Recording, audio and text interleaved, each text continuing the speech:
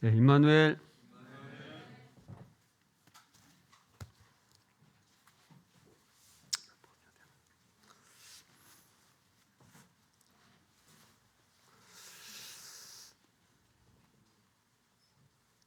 네, 날씨가 많이 쌀쌀해졌죠.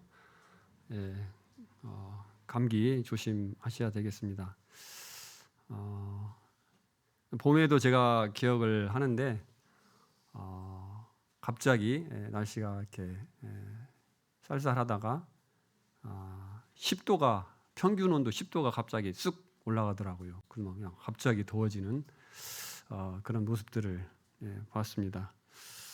근데 이 가을에도 지금 예년 같으면 상당히 이렇게 따뜻하고 10월이면 낮에는 나락이 익어가는 계절이잖아요. 그래서 낮에는 이렇게 상당히 좀 뜨겁고 뜨거운 면이 있고 밤에는 아주 선선하고 그러한 기온인데 이번 가을에도 보니까 갑자기 이 가을이 겨울이 좀 빨리 왔고 10도가 갑자기 이렇게 딱 떨어지더라고요.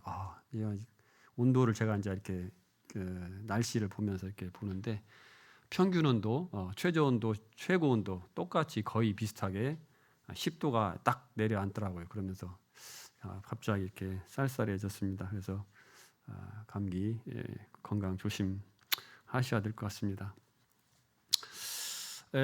우리는 항상 잊어버리는 망각을 가지고 살아가잖아요. 저는 특히 이렇게 또 보통 다른 사람들보다 더 건망증이 심해서 잘 잊어버립니다. 우리 이대영 선생님 아까 말씀하셨는데 저는 이제 저도 그 얘기를 들으면 이제 생각을 하게 되는 것이 결혼한 지가 지금 30년이 넘었습니다. 30년이 넘었고 저는 항상 그 결혼식장에 가서 주례사를 이렇게 들을 때마다 저는 이렇게 나 자신을 이렇게 돌아봅니다. 나는 저도 이제 그 주례사를 듣고 또 성혼선언을 하잖아요. 그래서 참 결혼할 때 그 하나님의 말씀에 참 전적으로 순종하면서 살아야 되겠다 하는 그런 마음을 다짐을 이렇게 했었는데 살다 보면 또 잊어버리잖아요. 잊어버리죠.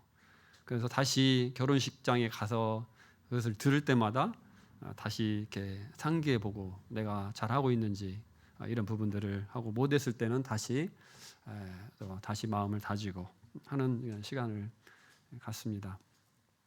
어쨌든 우리는 항상 연약한 존재로서 늘 알고 있긴 하지만 알고 있는 것도 잊어버리고 또 행하지 못할 때가 많은 것을 봅니다. 그래서 주님께서도 이와 같이 나를 기념하라고 말씀하셨잖아요. 우리가 참 이 세상에 살다 보면 바쁜 일도 있고 또 힘든 일도 있고 이렇게 하다 보면 내 본심은 그것이 아닌데 살다 보면 이렇게 잊어버리는 경우들이 많습니다. 그래서 정말 중요한 것은 계속해서 떠올리고 계속해서 다시 상기시켜보고 또 점검해보고 하는 것이 필요한 것을 생각하게 됩니다.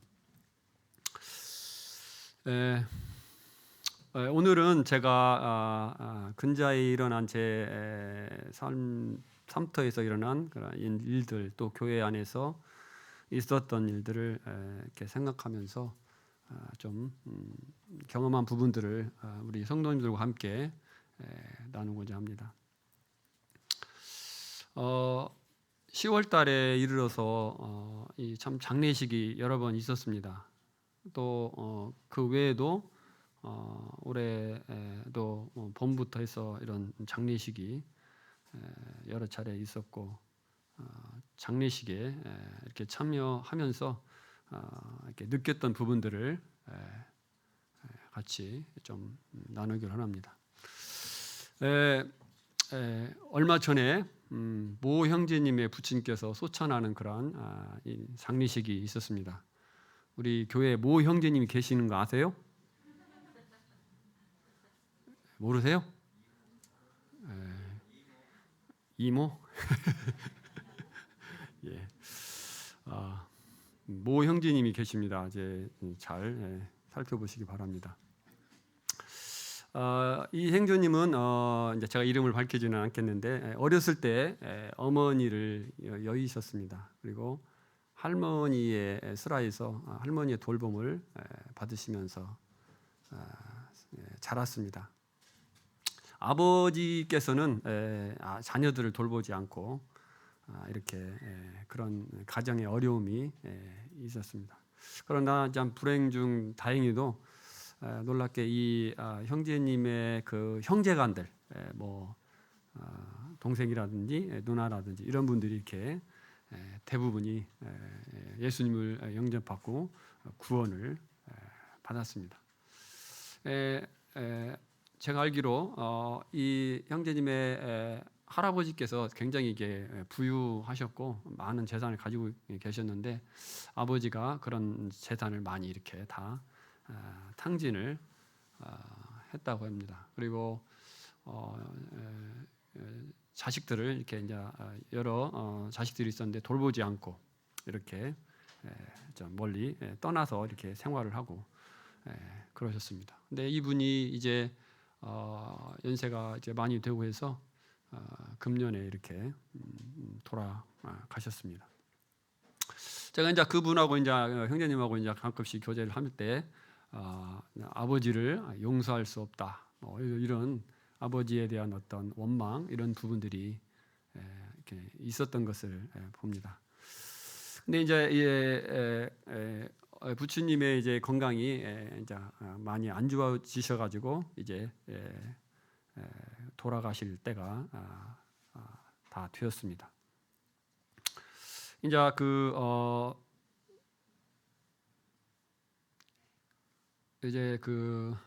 장례식장에 갔을 때 장례식장에서 이제 그런 여러 가지 이야기들이 입에 오르내리고 또 이렇게 듣게 되었습니다. 이제 이 형제님께서는 부친께서 저 수도권 지역에 이렇게 계셨는데 이제 전라북도 이곳에 이제 계시지 않았죠. 그랬을 때 아버지를 위해서 이렇게 사역자 형제님들에게 부탁을 해서 아버지에게 이렇게 복음을 전하셨습니다. 병원에 계셨을 때 이렇게 가셔서 이렇게 복음을 전하시고 또 확인하시고 또 한 분이 아니라 사역자도 보니까 한 두 분이 이렇게 계셨던 것 같아요. 그래서 이제 복음을 전하시고 이제 또 이제 전주로 이제 건강이 급격하게 안 좋아지셔서 전주로 이렇게 내려오셨는데 지금 코로나 상황이잖아요. 그래서 이제 이렇게 면회도 잘 안 되고 병원에서 그런 상황인데 형제님이 또 직접 그 아버지를 위해서 또 병원에서 또 이 하나님의 말씀을 전하시고 이렇게 하셨습니다. 임종전에 아버지께 이렇게 또 복음을 전하시고 확인하시고 이런 일들을 하셨다고 합니다. 그러니 이제 들은 얘기는 아버지가 그 아들의 그 말씀 하나님 말씀을 전하는 그런 부분을 듣고 아무 말씀도 못 하시고 눈물만 이렇게 흘리셨다고 그래요. 그게 무슨 의미인지 아들은 알았을 것입니다. 아들도 알고 아버지도 당연히 본인이 아셨겠죠. 그래서 참 놀라운 아버지를 향한 아들의 사랑을 참 보게 되었습니다. 우리가 흔히 부모님이 자녀들을 이렇게 사랑하고 돌보고 이렇게 하는데 오히려 이 형제님은 참 그 아버지를 자식임에도 불구하고 자신을 돌보지 않은 아버지를 용서하고 그 아버지의 영혼을 건지기 위해서 여러모로 백방으로 노력하고 전도자들을 붙이고 또 마지막 임종 전에는 이렇게 직접 또 전하시고 또 확인하시고 하는 일들을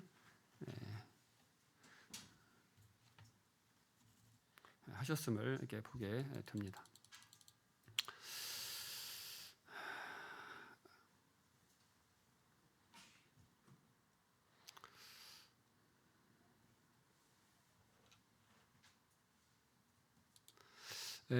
두 번째로 이제 최근에 이렇게 돌아가신 강형제님의 소천에 대해서 보겠습니다.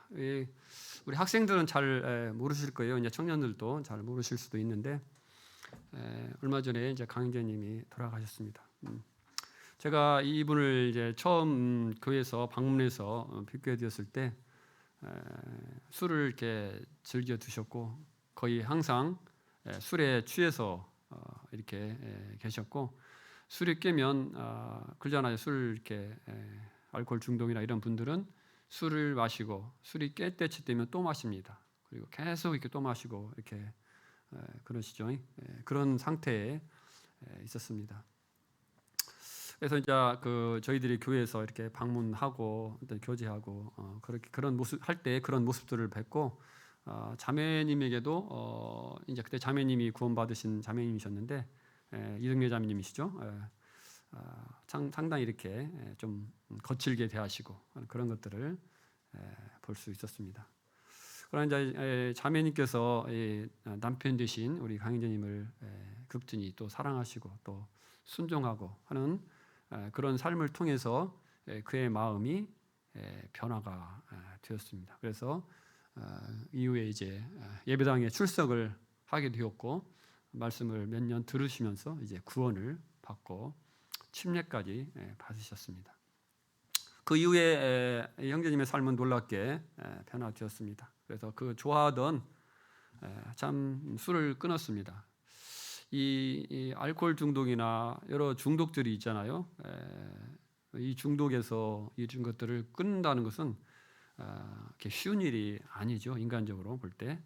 그래서 이제 하나님을 예배하고 또 말씀을 듣고 또 성도들과 모여서 교제하고 이런 것들을 즐거워하고 또 다리가 이렇게 불편하심에도 불구하고 지팡이를 이게 2개씩 짚고 이렇게 예배당에 참석하시고 불평 없이 그렇게 사셨던 것을 보게 됩니다.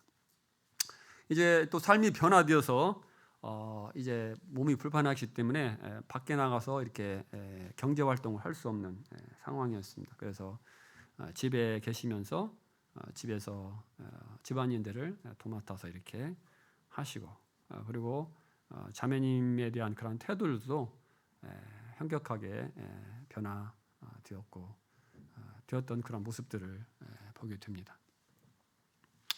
여기에는 구원받기 전에 이제 이 강인재님을 위한 기도와 헌신이 눈물과 보이지 않는 눈물과 기도와 헌신이 있었기 때문에 이렇게 형제님이 변화되었던 거죠. 암에 또 걸리셨습니다. 그러나 하나님께서 은혜를 주셔서 암을 낫게 해주셨고 이제 10년 정도가 지난 이후에 다시 암이 발병해가지고 얼마 못 사시고 돌아가셨는데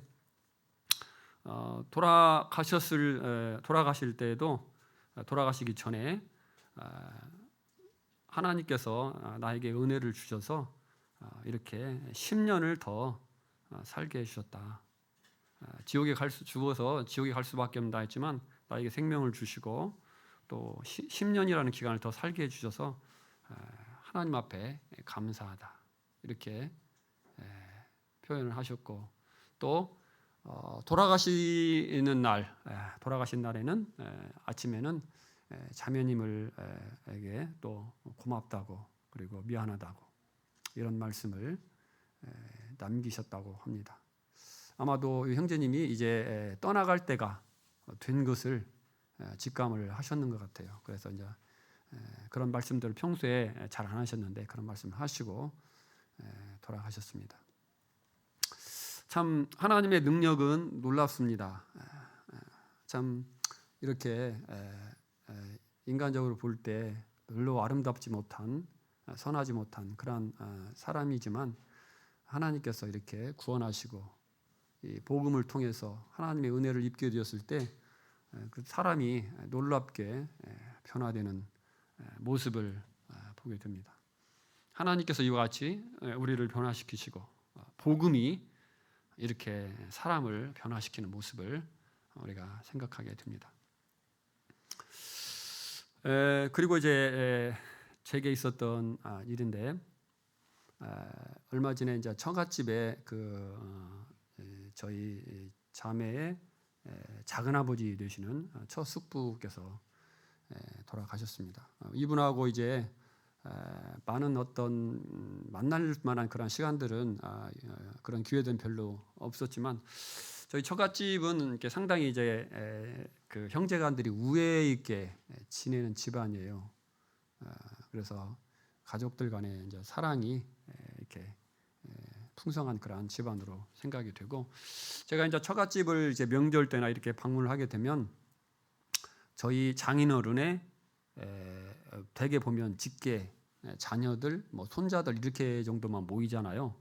근데 이 집안은 우리 장인어른의 형제간뿐만 아니라 사촌 형제들까지도 오고 그 자녀들까지도 이렇게 와서 인사를 하고 이렇게 또 이렇게 환담을 나누고 덕담을 나누고 이렇게 돌아가는 그런 집안이었습니다. 그래서 가족 안에 사랑이 참 있는 그러한 집안이었습니다. 그래서 이제 가족 행사나 명절 때 또 결혼식 때 이렇게 이제 그런 때 이제 우리 처 작은 아버지를 비웠었습니다. 근데 이제 이분은 지금 저희 처갓집이 있는 곳이 이제 전주 팔복동인데 팔복동 일대에 그 일가들이 많이 사세요. 그쪽에 많이 흩어져서 사시고 또 교파교회 지금 팔복교회라고 하는 그 교회를 출석을 하셨습니다. 근데 이제 이분이 건강이 갑자기 이렇게 안 좋아지시면서 이렇게 어려움 가운데 있게 되었고 얼마 못 사시겠다는 그런 소문들이 이렇게 돌았어요. 그래서 이제 제가 이제 생각하기를 이분을 좀 방문해봐야 되겠다. 가서 좀 어떻게 말씀이라도 좀 교제를 해야 하지 않겠나. 이제 이런 생각을 하고 있었는데 차일피일 미루고 어찌 하다 보니까 부고 소식을 접하게 되었습니다. 그래서 제 마음에 굉장히 참 불편하고 어려움이 이렇게 있었습니다. 장례식장에서 이렇게 들어보니까 임종할 때 그 자녀 큰 아들의 손을 꽉 잡고 떠나지 말고 내 곁에 있어달라 이렇게 말씀을 하셨다고 합니다. 이제 죽음을 맞이함에 있어서 두려움이 있었겠죠. 그래서 참 그 장례식 때 이제 그 목사님이 오셔서 이렇게 말씀을 이렇게 전하셨습니다. 장례식 제가 계속 참석을 했었고 말씀도 듣고 했는데 이제 목사님 말씀 이렇게 들어보니까 이렇게 이 팔복교회 입장에서는 이분이 성도잖아요. 근데 분명한 어떤 천국과 지옥에 대한 그런 이런 언급은 하시지 않고 이렇게 두리뭉실하게 애둘려 가지고 두리뭉실하게 이렇게 표현을 이렇게 해서 말씀을 하시더라고요. 그런 것을 볼 때 이 들어도 저게 어떤 이 교회에 이제 깊이 이렇게 생활하지 않는 분들 같으면 잘 알아들을 수 없는 그런 이야기로 이렇게 말씀을 하시는 걸 봤습니다. 참 마음 가운데 굉장히 이렇게 후회가 되었습니다. 물론 이제 뭐 핑계거리는 있겠죠. 코로나 시국이기 때문에 병원에 가도 이렇게 면회가 안 된다. 뭐 이런 면이 있죠. 그러나 참 마음 가운데 큰 후회가 있었고 오래 가는 후회가 되었습니다. 저는 이제 지금 제가 구원받고 살아오면서 여러분들이 돌아가시는 것들을 가족들 가운데서 이렇게 봐왔습니다. 그런데 오랫동안 지워지지 않는 상처, 마음의 상처, 안타까움, 고통 그것이 있는데 그것은 복음을 전하지 못하고 제대로 복음을 한 번도 더 전해드리지 못하고 이렇게 세상을 떠나보낸 그런 경우입니다. 나름대로 핑계거리나 이유는 있겠지만 어쨌든 참 그런 일이 다시는 없어야 되겠다 이렇게 마음에 생각하지만 또 시간이 지나면 또 연약해지고 또 그래서 이렇게 소홀해지고 잊어버리기도 하고 이렇게 되는 모습을 참 보게 됩니다.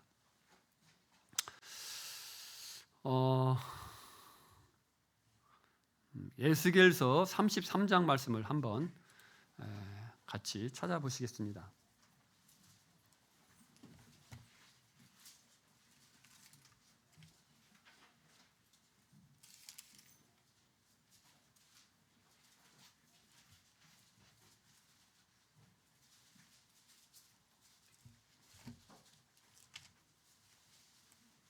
(33장) 2절부터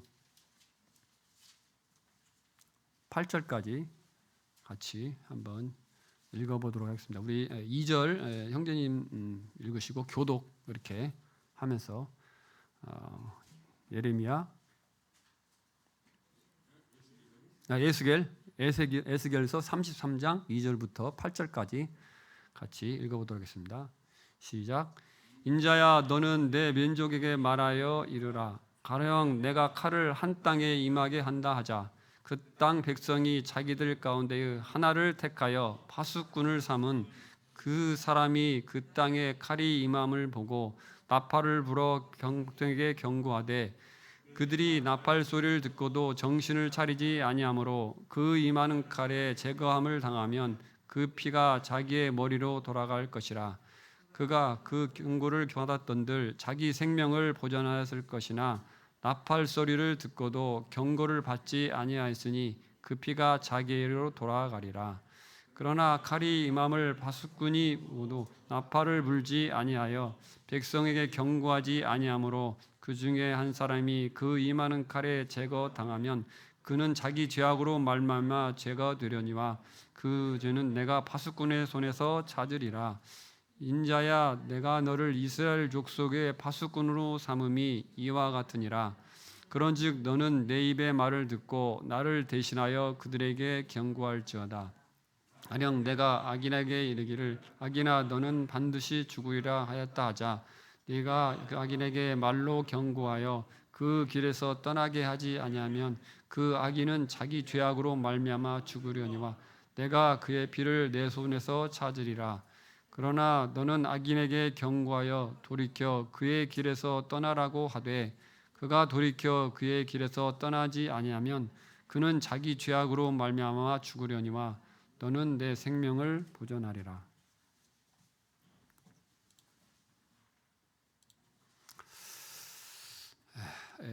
하나님께서는 우리에게 아들을 이 땅에 보내주셨습니다. 부활하시고 승천하시면서 마지막으로 또 예수님께서 복음을 전하라고 말씀을 하셨습니다. 그 복음은 전해져서 우리에게까지 이르렀습니다. 2000년이 되었죠. 중간에서 이게 끊이지 아니하고 이게 복음이 전해져서 우리에게까지 전달이 되었습니다. 이 복음을 전하는 것은 참으로 중요하고 중요한 일입니다. 그 무엇보다도 중요한 일입니다. 영혼이 지옥에서 멸망받을 영혼이 복음의 말씀을 듣고 믿으면 지옥에서 천국으로 옮겨집니다. 이 얼마나 놀랍고 놀라운 일입니까? 하나님께서 이 중요한 일을 우리에게 맡기셨습니다. 사망과 음부의 권세를 가지신 예수님께서 어떤 면에서는 그 권세를 우리에게 주신 것입니다. 우리가 사람을 지옥에 보낼 수도 천국에 보낼 수도 있는 것입니다. 굉장히 두려운 일입니다. 하나님께서 이 일을 우리에게 맡겨 주셨습니다. 디모데전서 5장 8절에 보면 누구든지 자기 친족 특히 자기 가족을 돌보지 아니하면 믿음을 배반한 자요 불신자보다 더 악한 자니라 이렇게 말씀하셨습니다. 우리에게는 우리 주변에 가까이 있는 구도자들이 사람들이 있습니다. 가족 또 친구 또 직장의 동료 또 이웃 이런 사람들이 있습니다. 우리가 선교사로서 외국에 나가서 이 외국에까지 가서 많은 사람들에게 다른 민족의 복음을 전하지 못한다 할지라도 우리 주변에 있는 영혼들은 하나님께서 우리에게 맡기신 것입니다. 그래서 그분들을 돌봐야 됩니다. 물론 여기에서 디모데전서 5장 8절에 말씀하는 것은 꼭 복음을 전하는 부분만을 말씀하는 것은 아니죠. 여러 가지 경제적으로나 여러 가지 면에서 가족들을 돌봐야 될 책임이 구원받은 자들에게 있습니다. 이런 영혼들을 돌보지 않는 사람들은 믿음을 배반한 자요 불신자보다 더 악하다고 이렇게 말씀하셨습니다. 우리가 복음을 전함에 있어서 또 지나치게 우리 가족만을 생각하는 것도 합당치 않습니다. 우리 가족, 내가 속한 가족이 중요하죠. 그러나 우리 주변에 있는 많은 사람들도 중요한 것입니다. 나에게 있어서 가족이 참 누구보다 중요하죠. 그렇지만 하나님의 입장에서 보실 때는 어떻습니까? 우리 가족이나 옆에 사는 이웃이나 하나님의 입장에서 봤을 때는 다른 것이 아닙니다. 똑같이 하나님의 백성이고 하나님의 사랑하는 사람이죠. 그래서 우리는 우리 가족들 또 뿐만 아니라 주변에 있는 영혼들에 대해서도 관심을 가지는 것이 필요합니다. 복음 전도는 하나님의 소원입니다. 하나님의 소원. 하나님께서는 모든 사람이 구원을 받으며 진리를 아는 데 이르기를 원하십니다. 주의 약속은 어떤 이가 더디다고 생각하는 것 같이 더딘 것이 아니라 오직 주께서 모든 사람을 대해서 오래 참으사 아무도 멸망치 않고 다 회개하게 이르기를 원하시고 계십니다. 그래서 주님께서는 지금도 마지막 때를 마감하지 아니하시고 오래 참고 기다리신다고 말씀하셨습니다. 하나님께서는 모든 사람이 구원을 받고 진리에 이르기를 원하십니다. 또 누가복음 15장에 보면 죄인 한 사람이 회개하면 하늘에서는 회개할 것이 없는 의인 99을 인하여 기뻐하는 것보다 더 기뻐한다고 말씀하셨습니다. 우리가 죄인이 있을 때가 있죠. 그래서 회개할 때가 있었죠. 그죠? 우리가 죄인이었고 회개했습니다. 그리고 예수님을 영접하고 하나님의 은혜로 예수님의 은혜로 의롭게 되었습니다. 하나님의 자녀가 되었습니다. 그때 어떻습니까? 하나님께서 굉장히 기뻐하셨어요. 그렇죠? 또 교회 성도님들도 한 영혼이 이제 건짐을 받고 이렇게 지체로 더해짐을 보면서 기뻐하고 축하하고 이렇게 했습니다. 그런 날이 우리에게 있었습니다. 그렇죠? 그러나 이제 우리는 새롭게 구원받고 이제 침례받고 하나님의 자녀로 더해지는 그것을 바라보고 또 기뻐하고 박수 쳐주는 그런 위치에 있습니다. 하나님께서 기뻐하는 일, 의인 100명을 인하여 기뻐하는 것보다 죄인 하나가 회개하면 더 기뻐하는 그 하나님의 기쁨을 위해서 우리는 이 일들을 해야 될 것입니다.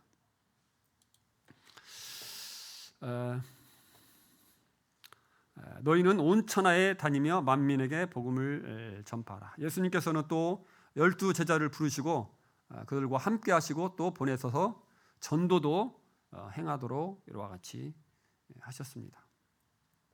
하늘과 땅에 있는 모든 권세를 예수님께 하나님께서 주셨습니다. 그리고 12 제자들에게 너희는 가서 모든 족속을 제자로 삼아 아버지와 아들과 성령의 이름으로 세를 베풀고 내가 너에게 분부한 모든 것을 가르쳐 지키게 하라고 말씀하셨습니다. 하나님께서는 이제 구원을 계획하셨습니다. 그리고 타락한 인간들을 위해서 이제 하나님께서 구원을 계셨고 계획하셨고 선지자를 통해서 이제 예언을 하셨습니다. 때가 되매 예수님께서 이 땅에 아버지의 뜻을 따라서 이 땅에 내려오셨고 오셔서 회개하라 천국이 가까웠느니라 이렇게 복음을 전하셨습니다. 그리고 이 땅에 오신 목적을 이루시고 하늘에 올라가셨죠. 올라가실 때 이제 예수님께서 제자들에게 지상 명령을 말씀하셨죠. 앞에 읽은 우리가 잘 알고 있는 마태복음 28장 18절 이하의 말씀을 하셨습니다. 이 일은 이제 전해지고 전해져서 우리에게까지 이르렀고 우리가 이제 바통을 이제 받았고 우리는 이 일들을 계속 해야 됩니다. 이 일은 참으로 귀중한 일입니다. 세상에 있는 사람들이 세상에 유력한 자, 지혜로운 자, 부유한 자 이런 자들이 할 수 있는 일입니까? 그렇지 않은 일이죠. 오직 우리만이 구원받은 자만이 하나님의 자녀들만이 백성만이 할 수 있는 일입니다.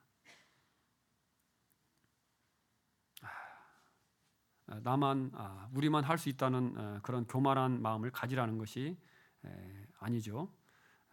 그러나 구원받은 우리가 아니면 그 누구도 할 수 없는 정말 귀중한 일이고 중요한 일인 것을 우리가 생각하게 됩니다.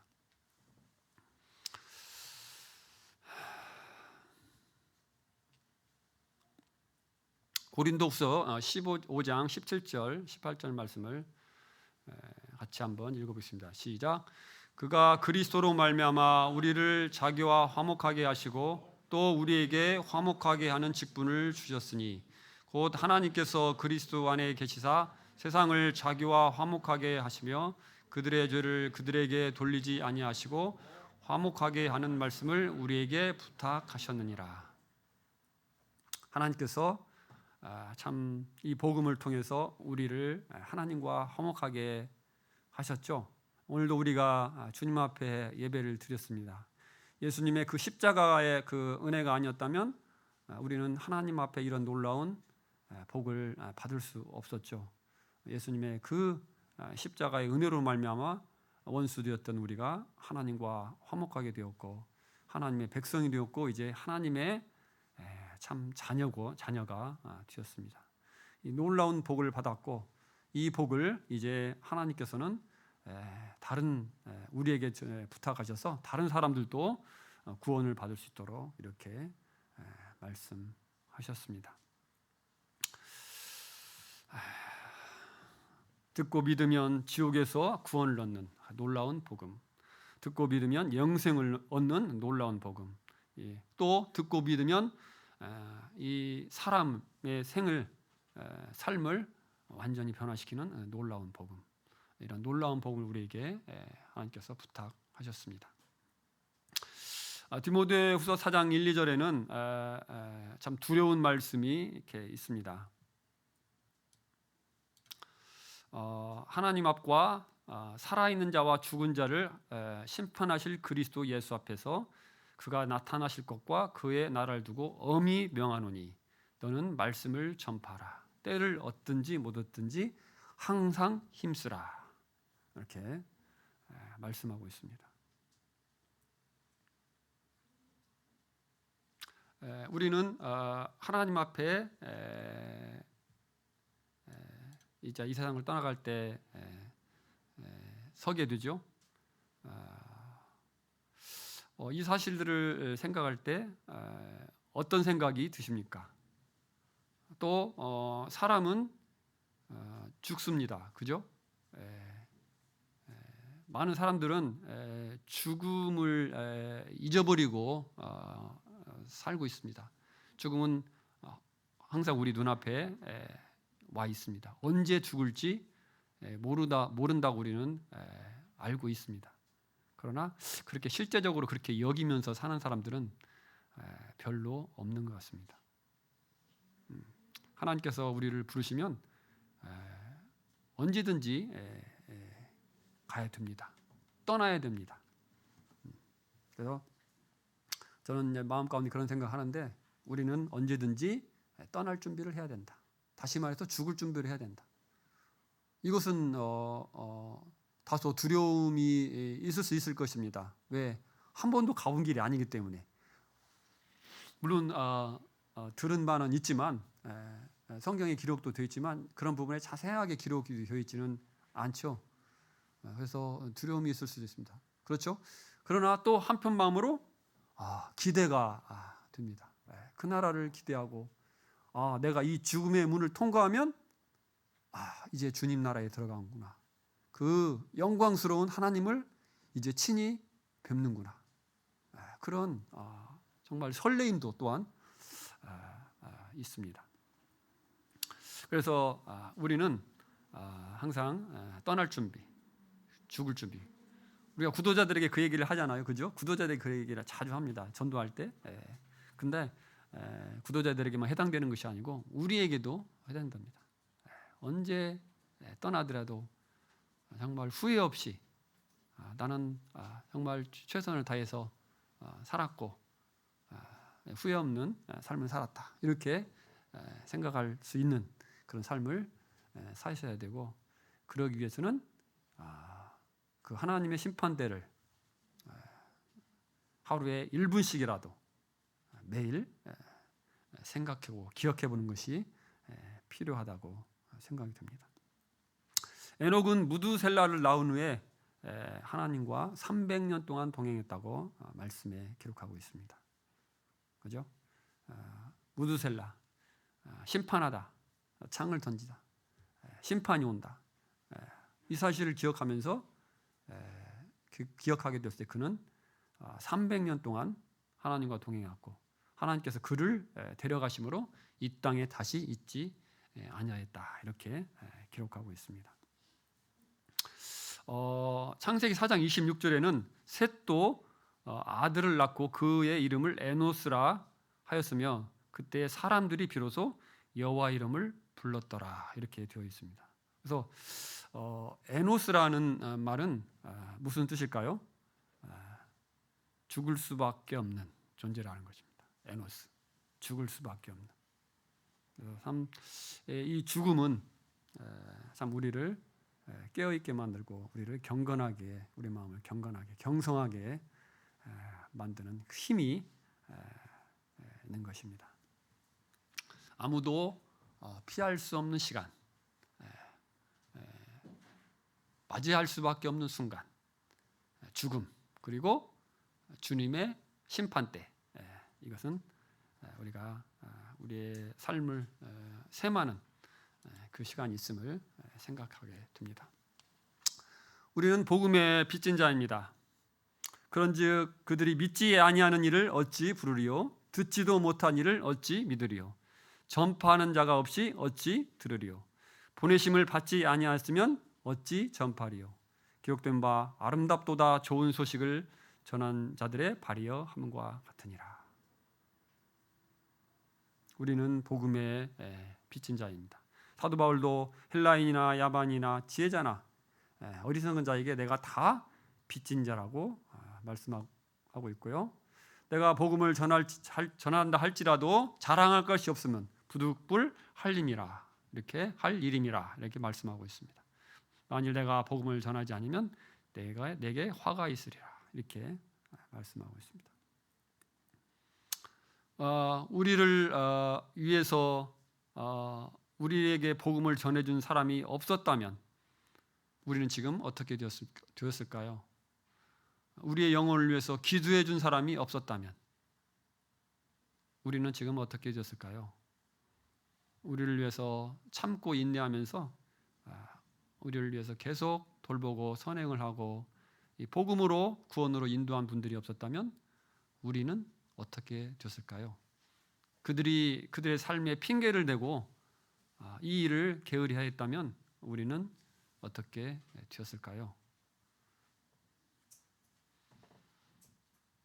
구원받을 영혼들이 많이 있습니다. 주변에 복음을 듣지 못한 영혼들이 있습니다.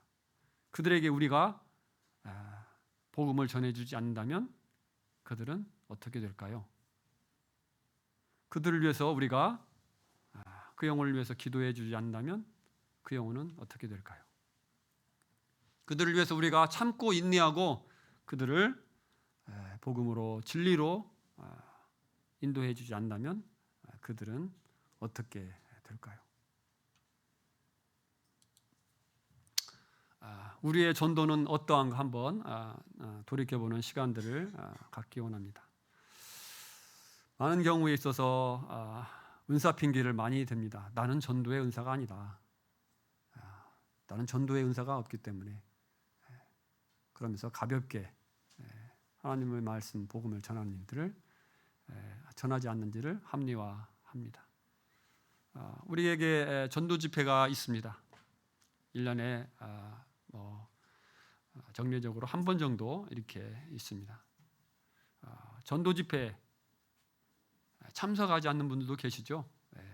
전도 집회에 참석하지 않는 분 계십니다. 또 전도 집회는 참석하지만 전도 집회에 참석해서 전도 집회에 함께 하지만 이제 전도 집회가 끝나고 나면 어떻습니까?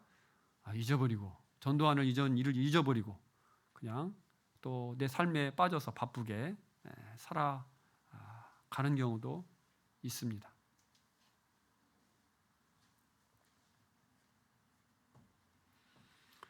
전도 집회 기간뿐만이 아니고 우리는 평소의 삶을 이 복음을 전하는 일을 마음을 두고 생각하고 기도하면서 해야 됩니다. 복음을 전하는 일은 복음을 듣는 사람들에게 유익할 뿐만 아니라 복음을 전하는 우리에게 또 매우 유익합니다. 우리가 복음을 전하신 분들은 경험을 해보셨을 것입니다. 지난번 우리 청년들 전도여행 갔다 왔죠? 장수로. 어떻습니까? 그들이 돌아왔을 때 기쁨이 충만해서 돌아왔죠? 기쁨이 넘쳐가지고 돌아왔습니다. 그들이 왜 이렇게 기뻐하죠? 우리 복음을 전하다 보면 우리가 얼마나 복받은 자인가를 하나님께서 가르쳐 주시는 것입니다. 나도 저 사람과 같이 죄인이었는데 내가 이렇게 변화되었구나. 내가 이렇게 믿고 있구나. 이런 사실을 깨닫게 되면서 감사가 넘치게 됩니다. 또 하나님께서 그 일은 원하시는 일이고 소원이시고 명령하신 일이고 기뻐하신 일이기 때문에 우리가 그 일을 행할 때 하나님께서 우리에게 기쁨을 주신다고 믿습니다. 구원받지 못한 가족을 위해서 기도하고 계십니까? 구원받지 못한 직장의 동료나 친구나 지인들을 관심 가운데 두시고 그들을 위해서 기도하고 계십니까? 또 구도자와 관계를 형성하기 위해서 시간과 또 물질과 어떤 노력들을 투자하고 계십니까? 또 복음 전함에 있어서 구도자를 만났을 때 내가 이제 복음을 전할 수 있는 어떤 사람이 와서 내게 묻는다고 합시다. 어떻게 해야 내가 천국에 갈 수 있지? 나 하나님 믿고 싶은데 어떻게 해야 돼? 이렇게 질문을 할 때 어떻게 우리가 그것을 대답을 해줄 수 있는 그러한 준비가 되어 있습니까? 다급하게 이제 그런 상황이 발생되었을 때 내가 그걸 못한다면 그 영혼을 그냥 떠나 보낼 수도 있는 것입니다. 임종을 맞이한 사람에게 이제 그 사람이 그 복음을 듣기 원하는데 그것을 내가 전해주지 못한다면 그 사람이 그냥 죽을 수도 지옥 갈 수도 있는 것이죠. 그래서 이 우리 교회에는 양육부 프로그램이 이렇게 마련이 되어 있습니다. 그래서 양육 프로그램을 이렇게 이수하셔서 이렇게 복음을 전할 수 있는 그런 말씀과 이런 실력들을 배양하시면 좋겠습니다. 또 구도자를 만나면 그들을 잘 이끌어서 어떻게 예수를 믿고 영접하고 주원을 받을 수 있는지 이런 부분들을 잘 안내할 수 있는가. 그 다음에 이제 복음을 전함에 있어서 한두 번 이렇게 이야기를 해보고 이렇게 거절하면 포기를 하는지 아니면 포기하지 않고 지속적으로 관심을 두는지 질문을 해보고 싶습니다.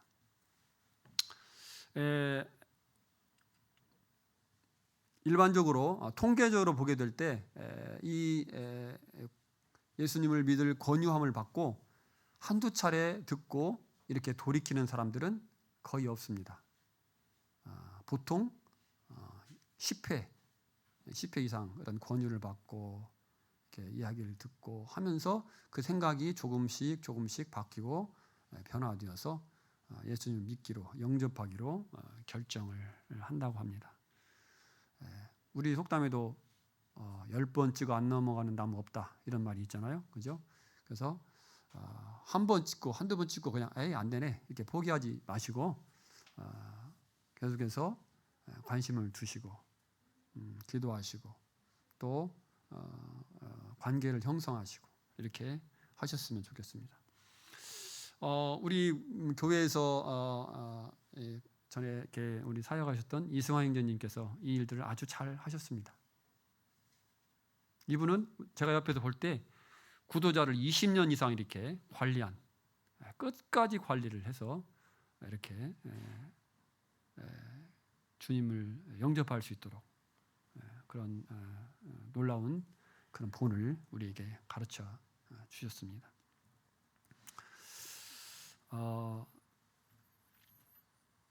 어떻게 전도할 것인가 한번 개략적으로 살펴보겠습니다.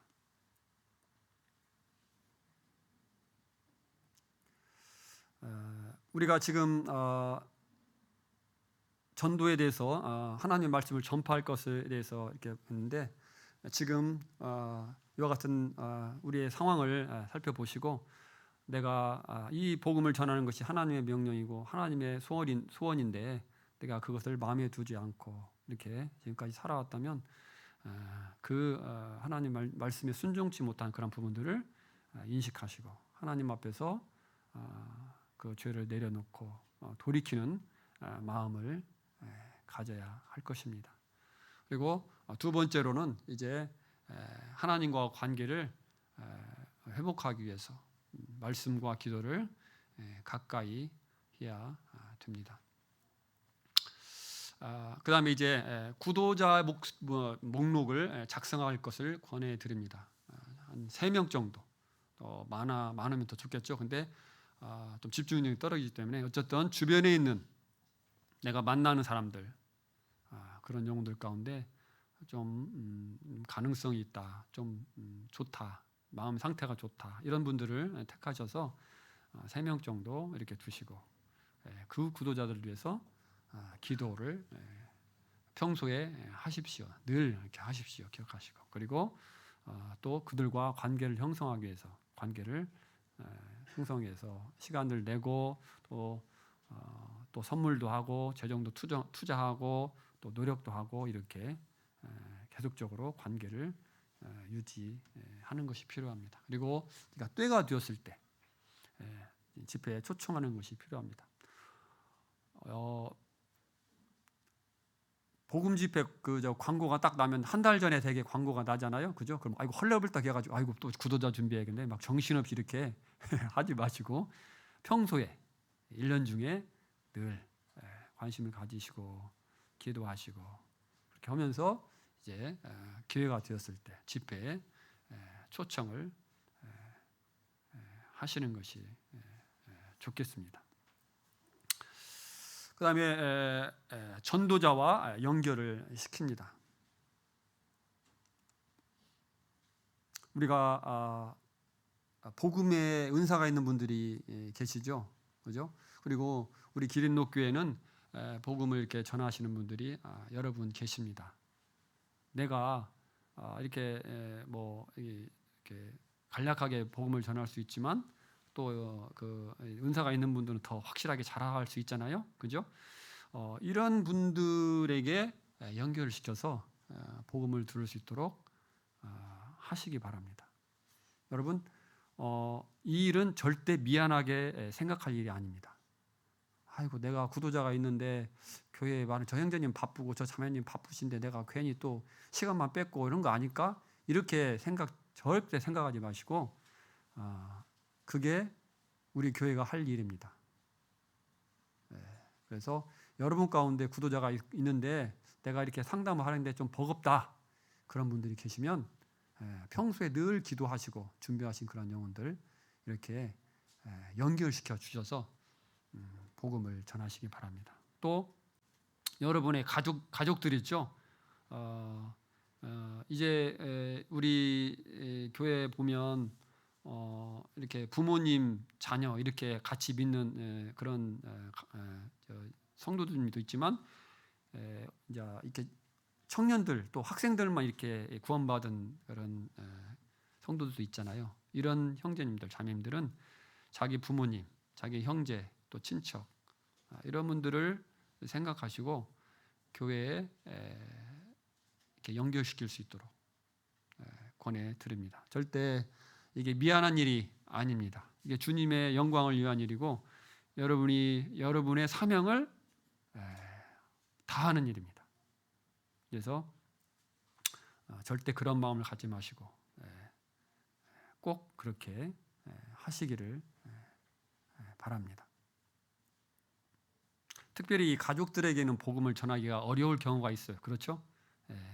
그럴 경우에 다른 사람과 연결시켜서 이렇게 복음을 전하면 좋을 것입니다. 그리고 이제 복음을 전함에 있어서 단기적으로 이렇게 하지 마시고 지금은 이제 관계 전도를 할 수밖에 없는 그런 상황 가운데 있습니다. 길거리에 나가서 이렇게 전도지 돌리고 선물 돌리고 해서 오는 사람도 간혹 있지만 그런 경우는 굉장히 드뭅니다. 소책자 같은 거 돌려가지고. 그래서 그런 것도 필요하지만 지금은 어쨌든 관계 전도, 아는 사람을 통해서 이렇게 오게 됩니다. 그래서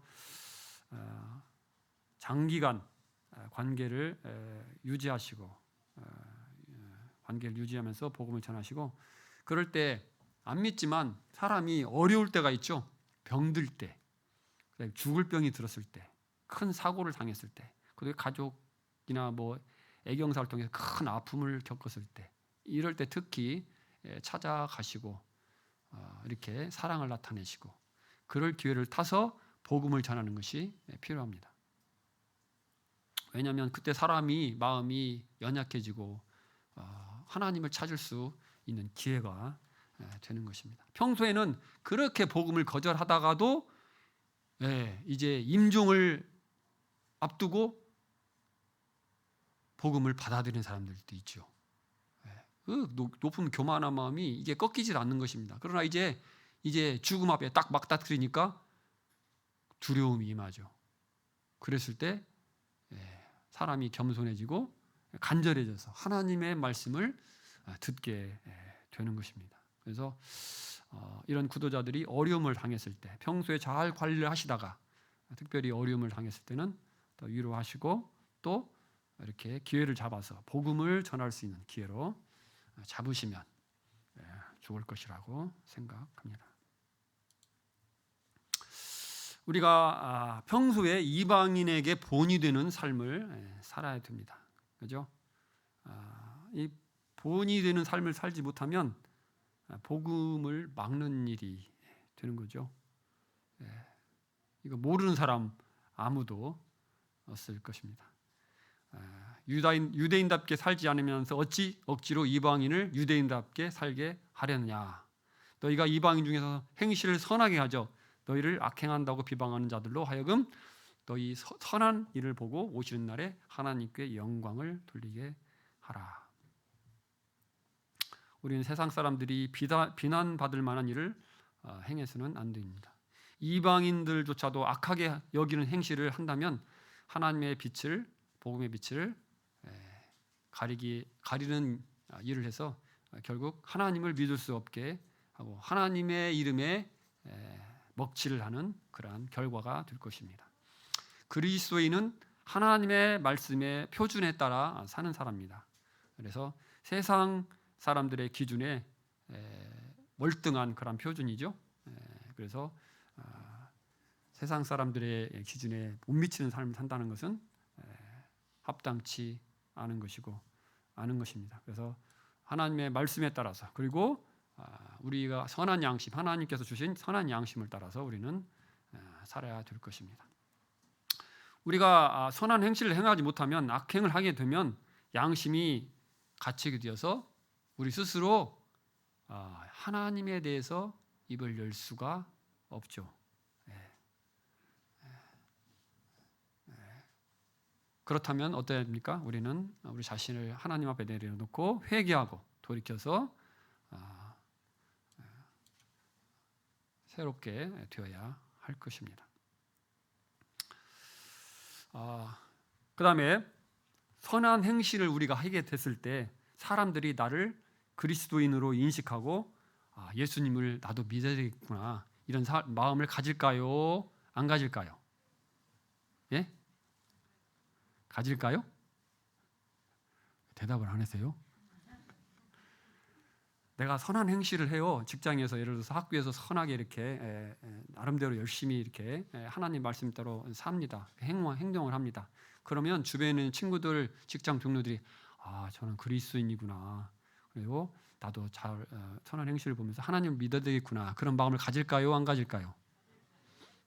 거의 안 갖습니다. 몰라요.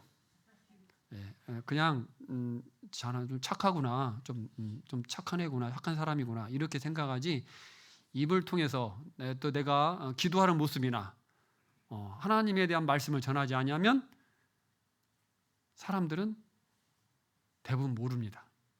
거의 몰라요. 그래서 내가 이 착한 행실만을 잘하면 하나님의 복음이 전해질 것이다 이렇게 생각하시면 안 됩니다. 물론 그것이 바탕이 되고 해야 되지만 그것만으로는 사람들이 하나님을 알기가 쉽지 않은 것 같습니다. 그래서 우리의 선한 행실과 동시에 우리는 반드시 입을 벌려서 예수님에 대해서 증거를 해야 됩니다. 특별히 예를 들어서 죽을 위험에 있는 사람을 내 목숨을 바쳐서 살렸다 이런 정도까지 그런 아주 어마어마한 큰 일이 발생한다면 모르지만 그렇지 않은 경우에는 우리가 어떤 직장이나 학교에서 선한 일을 행함으로 그리스도의 이름이 거기까지 드러나지는 못한다고 생각이 듭니다. 저는 얼마 전에 신천지 교인과 같이 이렇게 교제를 한 적이 있습니다. 왠지 아세요? 저희 교회에 신천지 교인이 찾아왔습니다.